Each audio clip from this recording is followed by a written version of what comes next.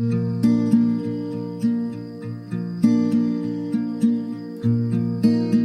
before there were pharmacies, there were healers. Mothers, fathers, and neighbors who turned to the earth for wellness. Welcome to the Reality of Herbal Therapy podcast with Jim Applegate.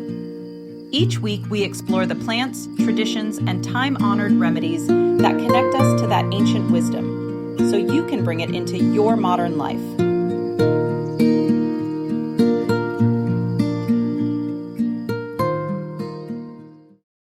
Welcome to the Reality of Herbal Therapy podcast.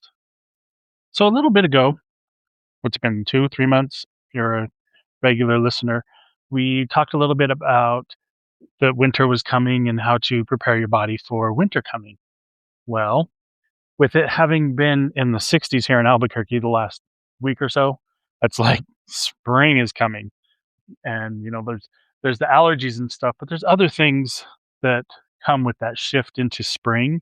So I kind of wanted to talk about, the change that's coming. So just like a lot of animals will hibernate through the spring, our body or through the winter, the animals hibernate through the winter and they're starting to wake up. The Groundhog Day, the prairie dogs or the groundhogs or whatever are starting to wake up. Some of the animals are starting to wake up and they're coming out of their dens. Our bodies kind of follow that same cycle. So you want to kind of like help your body wake up and not just go day to day to day to day and thinking everything's exactly the same. The season's changing in our bodies. If we do things right, it really helps with your body being ready for the coming spring. So because the days are getting longer, our need for sleep is actually becoming less. We kind of like close in. Our liver kind of slows down. The lymph, we've been fighting off whatever disease because we're like locked into a tight, we're staying in our homes and not getting out as much. And so the liver and the lymphs really want to get moving and get doing stuff to get ready for spring. And so we're going to talk a little bit about what you can do for that. But also our digestion changes. Something that Dr. James talked about quite often is eating your fruits and vegetables in the season that they come on. So right now, strawberries are starting to come on. What else is we're still kind of at the end of the citrus season, but there are other, some of the summer vegetables, some of the early vegetables are starting to come on. And the interesting thing about eating within your season, so strawberries actually kind of thin the blood and prepare it for warmer weather, just like apples thicken the blood and prepare it for colder weather. So that's one of the things to start with as spring comes, is to like look at what's naturally coming on. We live in a world where you can get just about anything at any time of the year because we ship things here, there, and everywhere. But where you are living, someone once told me the herbs that you need most are probably growing in the field behind your house. Basically, our bodies are used to and deal with whatever's going on around us. So, for example, juniper right now here in Albuquerque, this last week was extremely, extremely high. And so it's the pollen from the juniper tree. And we have juniper berries in hayas for that very purpose, to build up our body's resistance to that juniper pollen. And it makes a really big difference. So along with whatever is eating within season, our digestion it changes. And that's why you want to eat whatever is in season wherever you're at, simply because our digestion will follow that. And it's really important. So some things to help you like prepare your body. Look at your diet. Right now, a lot of the foods we eat tend to be a lot heavy stews with a lot of meats, other foods that, in wintertime eat, we kind of eat differently. Really hearty meals like soup, like stews, like thick stews and things like that. That's to help our body cope with the colder temperatures and the other things that we're dealing with in the wintertime. So prepare yourself for spring. Look at what's growing right now. Lighter soups, more greens. A lot of the leafy greens are starting to come into season, so lettuces and things like that. I noticed today a real interesting thing. because with the juniper going into massive bloom right now, my allergies are really starting to kick up. And I have a scale it, that I weigh myself on, but it also tells me like how much body fat and how much other things are in my body. And my water, the hydration of my body has actually gone down 2% since the last time I looked at it. So with allergies, it really sucks a lot of water out of us. So you want to increase your water intake. If you're having a hard time with the water, you can add a little bit of baking soda that helps with absorption, or just a little squeeze of lemon or herbal teas. Those also help with the absorption of the water, which is really, really critical right now because our bodies are going to start needing a whole lot more water because the temperatures are going up, but also to fight off allergies, to increase mucus production to protect us from the pollens and things that are trying to get into us. If it's warm where you are, like here in Albuquerque in the 60s, you can see everybody with their windows down. The convertibles have their tops down. Getting out and going for a short walk, getting outside really helps to kind of wake up our bodies. It helps change the digestion in the body, helps the liver to function, but movement is also extremely essential. That's the pump that gets our lymphatics moving. And because we've been a little more sedentary through the winter, you want to get those lymphatics moving and stuff. And then also our sleep patterns are going to change a little bit because there's more light. When it gets dark really, really early, people tend to go to bed earlier and stay in bed longer, so they're actually sleeping longer. And once it becomes light, there's more light in the day, you'll find that you'll need less sleep. So doing all of these is like a really good stretch before you exercise. This is a really good stretch before the shift in the season. So, like see that transition and stuff. So another common thing is spring cleaning. I remember my grandparents and great grandparents always did spring cleaning, and that's because they had wood stoves in the house and they were in the house a whole lot more. And so you actually had like soot and dust on everything in the house. And so spring cleaning was they opened up all the doors and they cleaned everything off and got all the soot and grime and stuff from the winter out of the house. Same kind of principle applies to our bodies. Since we don't use coal fired heating or anything like that, a house would need spring cleaning. So do we. Our bodies really, really thrive with a spring cleaning. So there's several cleanses that we talk about that we suggest. Easiest, most simple is the full body cleanse. It's just capsules you take first thing in the morning, 15 days, kind of just a gentle cleans out the lungs, the kidneys, the blood, the liver, the colon, your lymphatic system, and digestion. It's a really, really easy, simple thing to do, but it's a really nice kind of cleanse, wake up your body, clean out some of the dark corners. And the nice thing about the full body cleanse is it's easy. It's just capsules. You don't have to plan a day or anything like that. The next cleanse, there's a couple other cleanses that we talk about that are really, really helpful.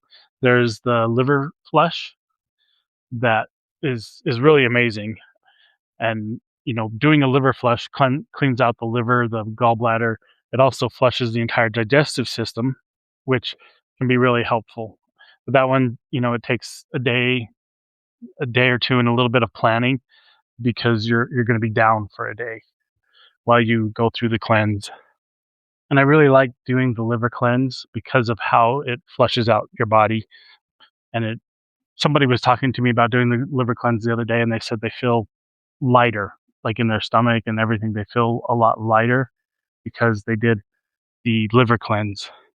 There's also the lymphatic cleanse, which, especially right now because citrus is still in season, it's really easy to get all the citrus and all the citrus juices that you need to rehydrate yourself after you do a lymphatic cleanse, because it's going to basically squeeze everything out of the lymphatics. And there's a lot of toxins sometimes that can get built up in the lymphatics. So it squeezes everything out of the lymphatics, but then you want to rehydrate yourself. So those are the three cleanses that we really suggest for spring cleaning. Do the If you're going to pick one, the full body cleanse is the one that I would do, simply because it's easy and really quick and it doesn't take a lot of work. So then the next one, the lymphatic cleanse, basically that one helps with fluid movement and waste removal throughout your entire body, which is really helpful, especially in the springtime because we have that onslaught of pollens and everything really trying to hit us. And so it helps with the hydration, and so it helps with that hydration, that congestion, fatigue, puffiness. Like, sometimes people will say they feel puffy, that they're kind of like feeling swollen throughout their entire body. That's the lymphs. If you flush that out, everything else will flush really, really well. So doing that lymph cleanse is really a really helpful spring cleaning to do. The liver flush is a really deep cleanse. It clears out the liver, but it can clear out the entire digestive tract. It helps, clear up the bowels and sluggish bowels, everything like that. And doing that cleanse, it's kind of like really flushing everything out of the body. There's other cleanses out there, digestive cleanses, smoothie cleanses, and other cleanses like that. If you think you have a heavy metal if you want to do a heavy metal cleanse, we've talked about it before. You get a 120 bottle of detoxylation, 10 capsules in the evening, and you do that for 10 days. A lot of people do 12 just because it finishes off the entire bottle. But that will do a deep flush of all of any heavy metals that are in the body, and it does it really fast. So it's, if you feel like you've been exposed to heavy metals, or you want to do a deep flush of heavy metals, detoxylation is a great cleanse for that. The thing to remember about cleanses it's not like a punishment. You're not being punished for anything. It's a time to clear. It's deep cleaning, and sometimes when we deep clean, we have to make a mess to clean up a mess. And so, anytime you're doing a cleanse, make sure you have plenty of time to rest and recuperate from doing a cleanse. So some of the herbal formulas that we would do to kind of help with the transition, as of course, you're going to have allergies, everything like that. Fection is really, really helpful when there's that shift in everything, simply because fection cleans out those lymphatics and really helps with how we're feeling, like kind of like a overall well-being kind of thing. Ammonia helps clean out the lungs, which if there's, we've been kind of inside and not getting as much clean, clear air, outside air kind of thing. Ammonia really helps with that to help us get better air. If you're wanting to clean up your kidneys and bladder, Bladney is amazing for that. Blood wash is really, really helpful, and especially if you're going to do the lymph cleanse, that goes along really well with the lymph cleanse. You're stirring everything up. Blood wash keeps it moving. So those are a few formulas that are really helpful to go along with that transition, the shift in seasons.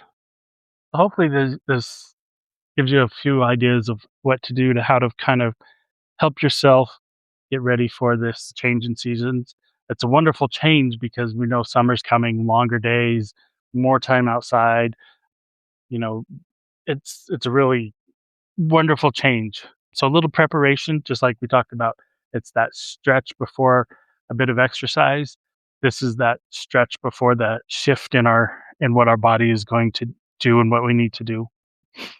So, pick a cleanse or just increase your water intake, just something to prepare yourself for this coming change of spring.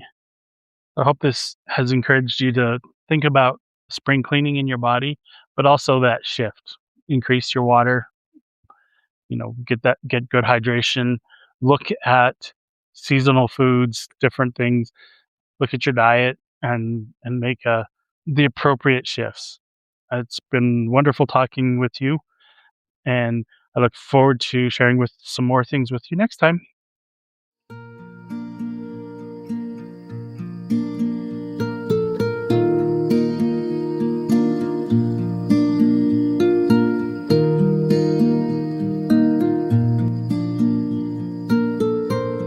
listening to the Reality of Herbal Therapy podcast with Jim Applegate.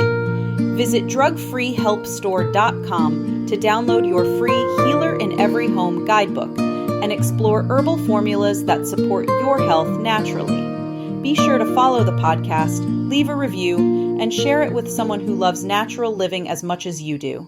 Thanks for joining us, and remember, true healing starts at home.